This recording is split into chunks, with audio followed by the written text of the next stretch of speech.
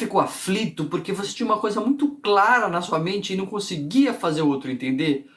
Pois é, o outro não está na sua cabeça.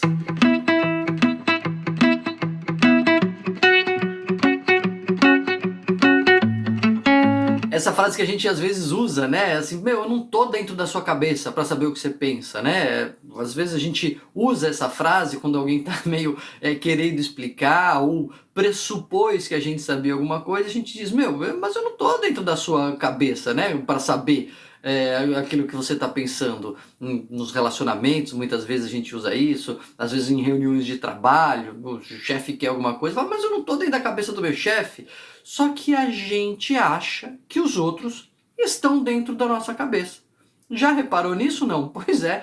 Hoje a gente vai conversar sobre esse viés cognitivo chamado ilusão de transparência. Viés cognitivo porque é uma tendência distorcida que o nosso cérebro tem de nos levar sempre aí para uma direção errada, né? E ilusão de transparência porque a gente tem essa falsa sensação de que os nossos pensamentos estão muito claros para os outros. Eu vou explicar melhor o que é ilusão de transparência e depois vou falar de um jogo que mostra muito bem na pele como que funciona esse viés. O que significa ilusão de transparência? Significa que nós temos uma falsa sensação, uma ilusão de que o nosso pensamento, aquilo que a gente está pensando, aquilo que a gente está se sentindo, aquilo que está muito claro e muito intenso para nós, em nossa cabeça, é conhecível pelos outros. Tá tão óbvio, tá tão forte, tá tão evidente para nós no nosso pensamento, na nossa cabeça, que a gente tem a sensação que todo mundo consegue perceber, que todo mundo vai conseguir compartilhar daquele conhecimento, que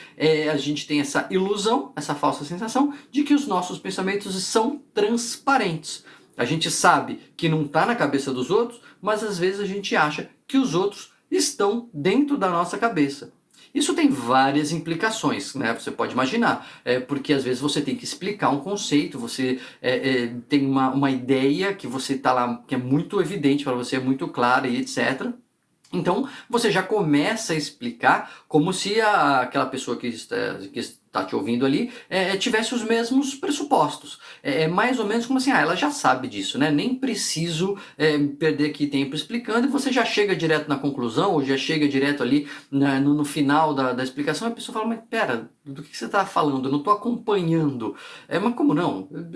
É isso. Você fala, é isso, mas isso o quê? Do que você está falando? Porque aquilo estava tão evidente para você que você esquece que não está assim tão evidente para os outros. Ou você faz uma explicação resumida, ou você passa por cima de pontos importantes que são importantes para a compreensão da situação como um todo, mas são muito evidentes para você. Você acha que não precisa explicar, né? Porque está tão claro na sua cabeça que vai ficar claro para o outro também e o outro não acompanha. E isso gera um desconforto, né? Começa a gerar ali um ruído na comunicação, porque você começa às vezes a ficar aflito, como que o sujeito não está entendendo o negócio que é tão óbvio. E é óbvio só dentro da sua cabeça, o sujeito não está na sua cabeça. Então isso pode prejudicar nesse tipo de situação. Mas tem uma outra situação que isso pode prejudicar também. Por exemplo, quando você vai falar em público, né? Quando você vai ter que fazer uma apresentação, etc., e você não está seguro, você está nervoso, e aí você tem a sensação que as pessoas sabem o quão nervoso você está, né? Elas vão perceber, elas vão saber, não é possível que não saibam o quanto nervoso eu estou, o quanto despreparado eu me sinto, quando isso está só dentro da sua cabeça. Você não é tão transparente assim. Claro, você está tremendo, você está gaguejando, está suando, bom, aí é um pouquinho mais de evidência externa, mas pode estar suando por causa do calor, etc. As pessoas não sabem como você está se sentindo, elas não sabem o que está dentro da sua cabeça. Esse viés também tem uma outra consequência que é muito explorada em filmes de comédia, em seriados de comédia, novela e tal, que é o sujeito que faz alguma coisa errada. Ele engana alguém, ele rouba alguma coisa, ele trai a esposa, enfim, ele apronta alguma, e aí a partir de então nas interações com as pessoas ele fica sempre achando que ele tá dando pista, assim, que as pessoas vão perceber, que ele vai acabar se entregando, etc. Muitas vezes ele não aguenta essa sensação de que ele é muito transparente, assim, né, de que tá tudo muito evidente e ele acaba confessando, não, olha só, deixa eu falar, enfim, porque ele teme ser pego e se entregar, porque porque ele tem esta sensação de que está muito evidente para os outros o que está muito evidente para ele. E o que é mais interessante é que quanto mais claro, quanto mais evidente para nós, mais a gente acha que o outro vai saber, gerando todos esses problemas, gerando mais desconforto na comunicação, porque se está tão claro para mim, devia ser mais claro para o outro, e se o outro não entende eu fico nervoso, ou se eu estou muito ansioso, isso eu acho que vai ficar muito claro para os outros, o que me deixa mais ansioso, ou se eu estou muito culpado, né?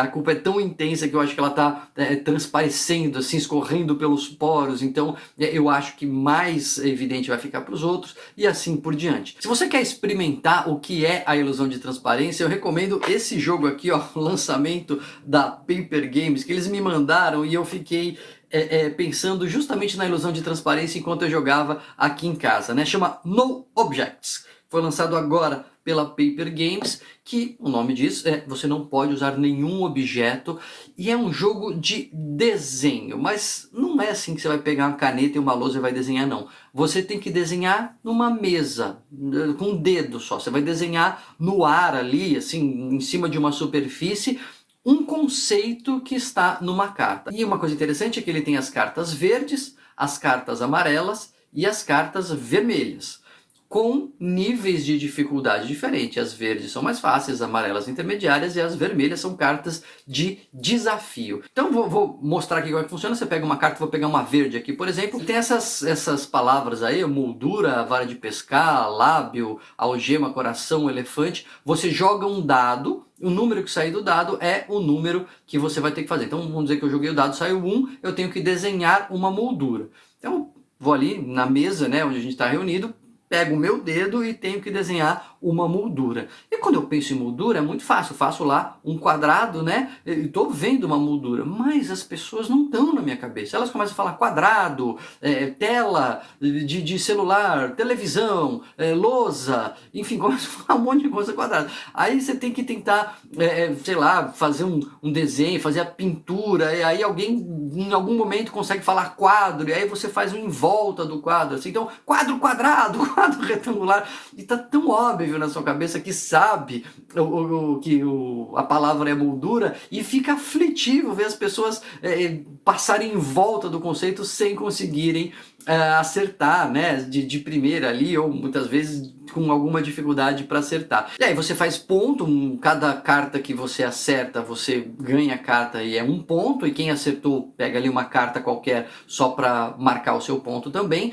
Quando você não tem pontos, ou tem só 1, 0 ou 1 pontos, você vai pegando carta verde, para ficar mais fácil. Se você não tem pontos ainda, você tem 1 ponto, você pega a carta verde para fazer. Isso aumenta a sua chance de pontuar. Só que quando você já tem 2, 3 ou 4 pontos, você já pega as cartas amarelas, que são mais difíceis, conceitos mais abstratos, etc., para dar uma dificultada.